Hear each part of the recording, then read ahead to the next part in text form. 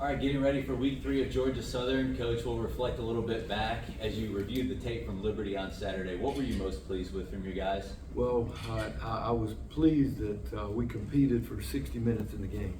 That was, I think I was most impressed with that. You know, when people watch our football team, I mean, we want them to say, hey, these guys are fast, they're physical, they're tough, they're disciplined, and they will compete. And we did those things in the game. We weren't always perfect. It wasn't pretty all the time, but they did those things. And I appreciate, our players for doing that. We got a lot of things we can clean up. We've got to get to where we're more consistent, on both sides of the ball and in the kicking game. But if you play with those kinds of intangibles, you're going to have a chance to win the game. And I think, these guys, they went out and did that. Share some thoughts on Georgia Southern. Obviously, they've been in California the last 2 weeks, but you've had a chance to watch both of their games. Well, first of all, let me say this about Georgia Southern. It is, they have a great program, a lot of tradition. They've got a lot of great football coaches there. They got a great football coach right now in Clay Helton. I've known Clay since the early 90s. He is a phenomenal offensive football coach, phenomenal head coach, but he is, he's done a really good job everywhere he's been, and he's one of the best people in this business. That says anything. I got great respect for his father, who was also a coach. I got great respect. I worked with his brother in Tennessee. They're just solid people, and he's done a really good job. They've had a really challenging schedule. They've been in California. They played Fresno State the opening week, came back and played USC, so they had to stay out there. That was challenging for his team, and they put up some good numbers, in some spots. So they're going to be very well coached. And I think our players got to understand we're going to Statesboro, Georgia. It's one of the toughest places to play in college football. I think it's like the 4th highest winning percentage at home of any college in FBS. So it's a huge challenge for us. So, but we're looking forward to the challenge. All right, we'll open it up to questions. We'll start up front with Max. First off, happy belated birthday. Hope that went well. Thank you. We talked about it a bit on Sunday, but kickoff. Just kind of looking back through film, what did you see that maybe allowed? And maybe is it the scheme that they really couldn't get anything on returns ever? Some of that might have been with Vip, but just kind of what is the strategy there? Just how did they execute that, and how do you keep that going? Well, I think first of all on the kickoffs, it all starts with where the kick placement is. So that's number one. The only time we didn't place it right, it went out of bounds, and I wasn't really happy with that. But for the most part, we put the ball where we needed to put it, and then Max did a good job of scheming how they were trying to return, and we think players first and plays second. So number one, Gray, he's a good return guy, and we knew how he liked to return and kind of what his characteristics were. So we tried to, create things that would make him do something that he didn't want to do. And I think Max did a good job with that. But you got to give our guys credit on the kickoff team. They were fast getting down the field. We had everybody on the kickoff. Most people were inside the 30-yard line, or at least inside the 35 when the ball was caught. When you do that, it makes it tough on the kickoff return team. Others? Mark? Could you talk about how Gavin has played the first 2 games? Because it seemed like he had a especially good game on Saturday. Very good game. And what I've asked Gavin is the most important thing for a quarterback is his decision making. That's the most important thing. And you got to be able to take what the defense gives you. You can't force things. We've had 1 turnover in 2 games, and that's our first thing we talk about is protecting the ball. And people want to look at raw statistics and say, well, we didn't throw the ball for this much. Well, what they were giving us, we were able to run the ball. But when we needed a completion, we had a couple of drops early in the game on 3rd down. The ball was thrown right where it needed to be, but there were 2 third downs where he completed a ball to Caleb, across the middle that were huge plays in that game. it changed field position, it kept us on the field, and those are the kinds of things that you don't really see in the statistics. But for what we want, our quarterback to do, I thought he did a really good job. And it'll be the same way this week. You're going to have to take what they're going to give you. They're going to give us opportunities to throw the ball, put an extra guy in the box. We're going to drop back, throw it, and execute it. So that's what we have to do. But I'm proud of, and I think he's becoming a better leader. Because I challenged him last week. Hey, the way you move is the way everybody else is going to move, and I felt like you could see that in the offense this past week. Can you give us an update on Michael Pepe? Yeah, we, Pat practiced all last week, working hard to get back. We're going to do the same thing this week. I just didn't think he was quite there. I don't want to put him out there too early and have him re-injure. I don't think he'll be in danger of that, but we want to make sure that he's 100% or closest to it as he can be but he'll practice today, and we'll observe him and make a decision towards the end of the week. Coach, you've had two pretty big plays on special teams in each game. The big punt against UCF, obviously the field position last week. Where did that emphasis on special teams come from during your career? Obviously, you've been in charge of that quite a bit, but where did you first learn of that emphasis? I probably learned, I'd always been, as a defensive backs coach early in my career and running backs coach, I was always a part of working with some part of special teams. But I think it was probably in, 2006 when I was hired by Chan Gailey as the special teams coordinator at Georgia Tech. I probably learned more about the management of the game and how special teams affects the game than any other time in my career. I made the point last night on the radio show. This is what people don't, and not that they don't get, but they don't think about it like this on special teams. I've told the players, if we punt 5 times in a game and we average 40 yards a punt, that's 200 yards in a game. If Cam Cook runs for 200 yards in a game, he's going to be player of the week, which he was this week. It's the same amount of yards. You're just punting it instead of running it. But in a game, it's still yardage. So if you can gain 200 yards, that's an advantage for us. And I think our guys understand the importance of field position. But 1 out of every 6 plays is a special teams play in a football game. So what I try to do is take 1 out of every 6 minutes in practice and work on special teams, because it is that important. And our players know it's important. I mean, our entire team is in here when we talk special teams, when we have our final special teams meeting. Even the quarterbacks are in here, so they understand how the game, is managed through that. But probably I learned more with Coach Gailey than any, and he had been a prior special teams coordinator with the Denver Broncos, so he helped me a lot too. Go to third row to Joe. Yeah, Joe. 4 sacks Saturday, 6 on the season. What have been some of the keys to generating that pressure? I think Xavier's done a good job, and Burt with our front guys. We do feel like we have some guys. I think Gavin will tell you, we got some guys that can pressure the quarterback. And I think when we can make them hold the ball a little bit, we got to cover a little bit better in spots to, make the quarterback hold the ball, buy some time. But when we've done that, we've been able to get pressure. We missed a couple of sacks in the first game, and in fact, 2 of the big plays that have happened, when the back got loose at South Florida, now we got to cover it better. Don't get me wrong. It's not an excuse for that, but we missed a sack there. And then Saturday we had an unblocked guy running at the quarterback and missed the sack there. But I do think our guys have confidence in rushing the quarterback. We got to be a little bit more disciplined in the rush lane so guys can't run out. But I think if we can make them hold the ball a little bit longer, we should be able to get some more. I think personnel. I think the guys you just mentioned, Emmanuel. I mean, he's a talented guy, and he's just only going to get better. Tay Floyd really got some pass rush ability. He's starting to.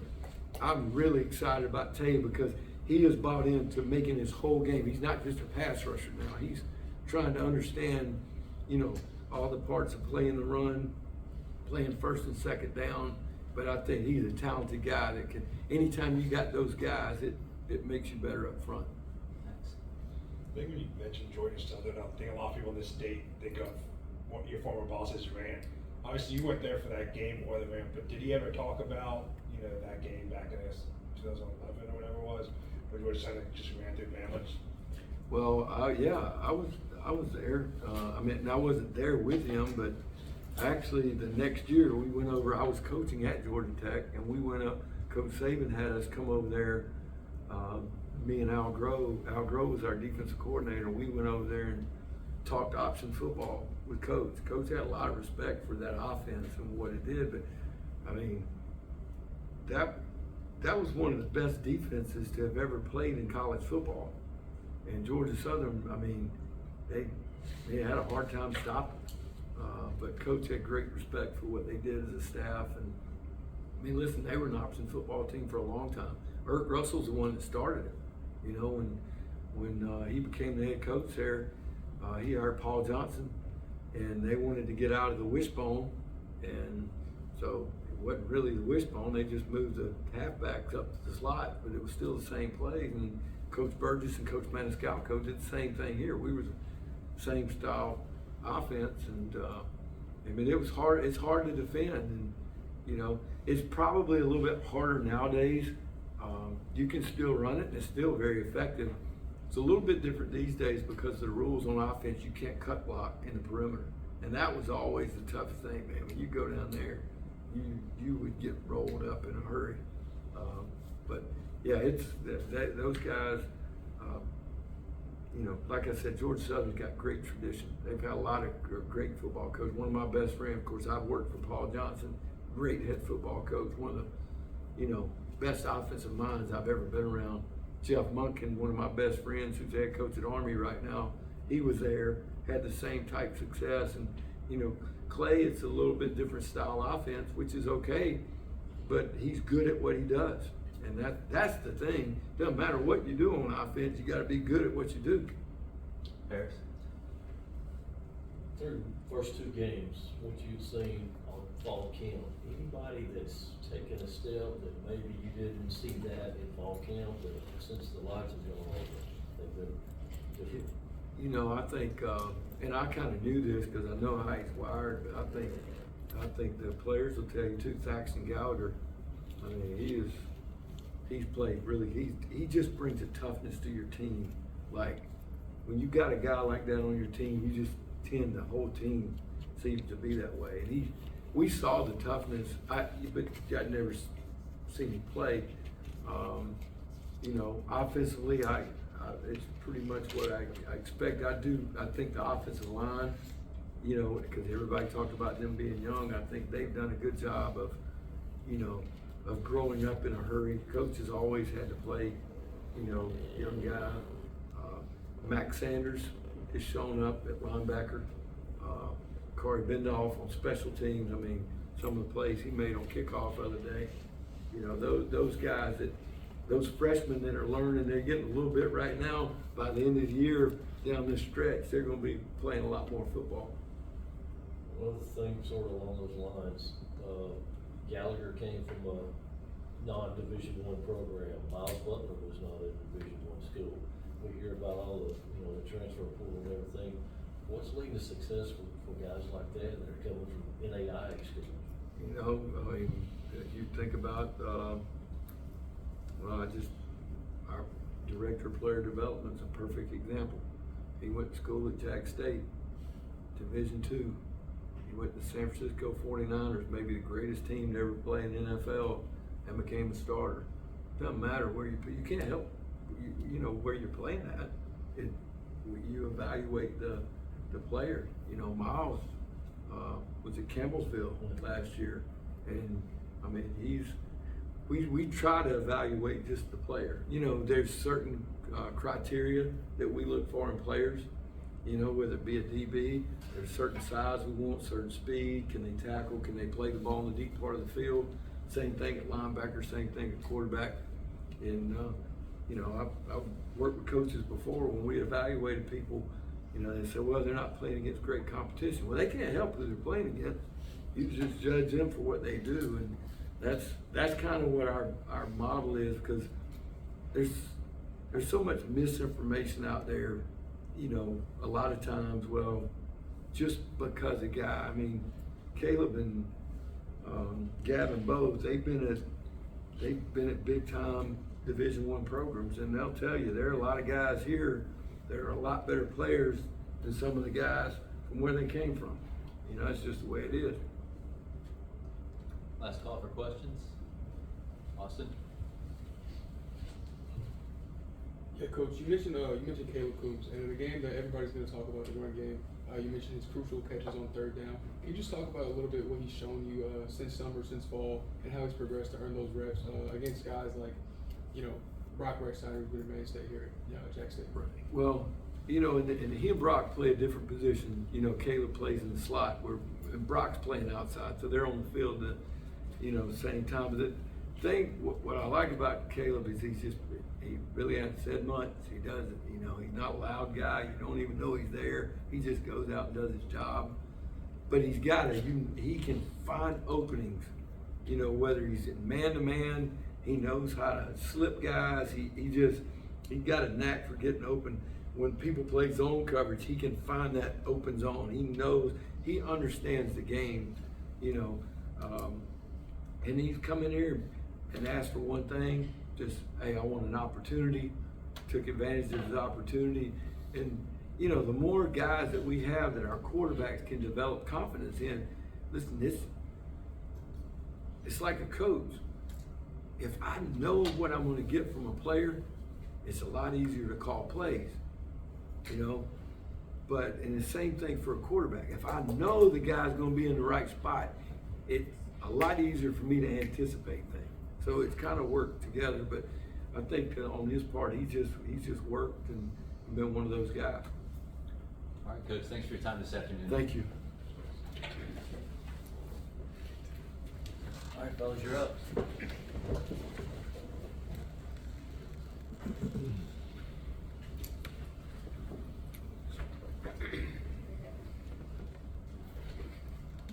All right, closest to me, quarterback Gavin Rumsat. On the opposite side, safety Caleb Nix.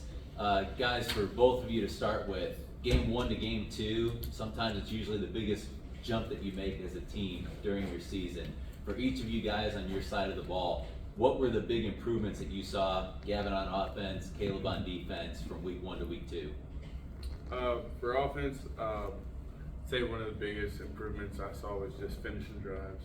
I thought we did a good job. You know, defense did a great job of putting us in good positions to get the ball, but I think we executed well in finishing drives and also on third down. You know, continuing drives and staying on the field. So. Yeah, I think for defense, I would say for the whole unit, the game kind of slowed down for us. We were able to communicate more. Now, we still have some ways to go as far as communication and making sure the whole defense is on the same page, but that'll get better as the season goes. But that was a definite, you know, clear step that we made. You know, we didn't have a ton of guys with a lot of snaps and you know, game experience. So just each week we expect that to get better and better, and just continue communicating, tackling, and just flying around. All right, we'll open up to players' questions. We'll start with Max up front. Gavin, kind of just a game like this where you only throw 12 passes, how do you kind of balance that? Like, you probably want the ball in your hand, but obviously the Vaughn game had that much success. Just how do you kind of balance that in your head? I say that really just having a team mindset. You know, we're playing the game to win, and at that point, we know running the ball is giving us the best chance to win. So, you know, you can't be mad at all. You know, Cam Cook's running like that. You know, I'd give it to him too. So, you know, you can't be mad at all. You know, just keep doing your job, dominating your box, and you know, that's really just it. Just doing my job and what's best for the team. So. Mark? Even with only 12 pass attempts, you had those 2 big third down completions that coaches raved about. Talk about the satisfaction of, even though he didn't throw for a lot of yards, he threw in some instances where you guys really had to have it? I think it's really important because during the game, you know, with us not throwing the ball as much, you can. If I was thinking like that, you know, somebody could get frustrated, like, oh, we're not throwing the ball, and then just leave me in a spot not to take advantage of those opportunities. But I was, again, just thinking, you know, we're doing what's best for the team, and how can I do my job to help us win? And that was part of it, just those two big third down conversions, and you know, just dominate my box and trying to do my job. So. Back up front to Max. Caleb, you obviously got a lot of famous football families. Just kind of, what is it being, you know, their Nick's brother, Patrick Nick's son? Just how, or how have you maybe embraced that over the years? You know, a lot of people ask me kind of, you know, what it's like, and really, you know, I don't know anything else, you know, my whole life. You know, my dad was, you know, a successful quarterback, successful coach, and then, you know, Bo's 3 years older than me, and he's always been, you know, great at, you know, whatever sport he was playing, so it was always, you know, just, you know, you're kind of known as his little brother. But, you know, they both have, you know, just let me kind of have my own journey, and they've always been supportive.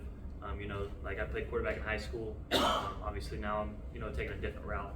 So that's been kind of a neat journey to kind of be the first one to play defense, and, you know, be on the other side of it. But, you know, it's really cool to have two people that, you know, have so much experience and like firsthand experience of the game that they can share to you, and just being able to watch, or not watch my dad's journey, but watch Bo's journey and, you know, be a fan of his has been really cool too. Caleb, you guys have been on the field for some long drives, you know, forced field goal attempts or held to 3 on those. What's kind of the mentality as you're facing that 10th, 11th, 12th play of the drive to be able to get off the field? Yeah, Coach Williams says all the time that we have to defend every blade of grass. And so that's really just kind of our mantra once those drives get going, and you'll hear guys on the field saying it, you know, just kind of reminding, like, hey, every blade of grass. Like, yeah, it's that 8th, 9th, 10th play of the drive, but you just got to keep playing every play. You know, that's what we've said as a defense. Like, every one of our touchdowns that we've given up have been, you know, big explosive plays. So we just got to keep, you know, making offenses keep snapping the ball. Every time they snap the ball, it gives us a chance. So that's the main thing. Just keep making them snap the ball. Austin? Yeah, Gavin, you broke the plan for the first time with the Gamecock this past Saturday. We all saw the celebration. You looked pretty excited out there. You know, what kind of emotions were going through your head and your mind when you crossed the plane and you scored? Just excitement, really. You know, after a good drive, you know, to finish it off that way, you know, give us a bigger lead was always good, and just having fun out there, really, with my teammates. Because it's a hard game, and a lot of times we can forget to have fun. And at the end of the day, it's a kid's game, you know. So just have fun with it, and you know, just excitement, really, right there. Time for one more. For both players, Saturday was Coach Kelly's first win as a head coach. Did you guys have a chance to acknowledge that in any way after the game, or was it even on your minds? Yeah, we acknowledged after the game. Mr. Seitz, the AD, was in the locker room, was able to present Coach Kelly with the game ball, and, you know, we all, you know, were, you know, celebrating with him and, you know, messed around at, you know, his first game. But it was a lot of our first wins here, Jax State, so it was a big day, and, you know, it's first and many for Coach Kelly for sure. Yeah, like I think they showered him with Gatorade with water. But yeah, we all kind of celebrated in the locker room. Just congratulate him on his first win here. And again, like Caleb said, a lot of our first wins here, and no more to come. So. Actually, Max, you got one more? Yeah. Kind of on that, just what was it like coming out here for the first time, just experiencing game day up here? I thought it was great. I thought the atmosphere was great. You know, I like, my favorite thing about our stadium is how close it is, and it's kind of really intimate. You know, you can see the fans right there in the stands, and I think it's great. It was just great to get out there, play at home in front of our fans. So. For me, I'm just getting used to this Jacksonville State second quarter rain delay that we got going on. I'm just kidding. No, it was an awesome atmosphere, even after the rain.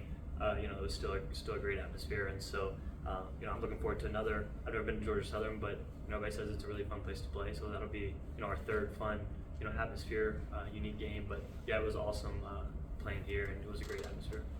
Harris? So we leave the country and weather delays. What do you guys, are you listening to music, or the coaches, are y'all in meetings? What are you doing during that time of the delay? We, both times have kind of treated it as halftime for the first little bit, like you're making adjustments, you're watching the film, but it's so much different just because you have no idea how long you're going to be in there. So both weeks after a certain point, Coach Kelly's, let us take our pads off, kind of reset, because we are going to be in there for so long. And yeah, you're just kind of sitting there, and then you're making adjustments, and then eventually you're just kind of sitting and, talking about the game, just trying to stay loose. And, we were in there for about an hour, so you just can't be too tight, but at the same time, you have to stay locked in for the game. So it is a unique circumstance. Awesome. Guys, thanks so much for your time today. Thank you, guys. Thank y'all. Thank you, guys.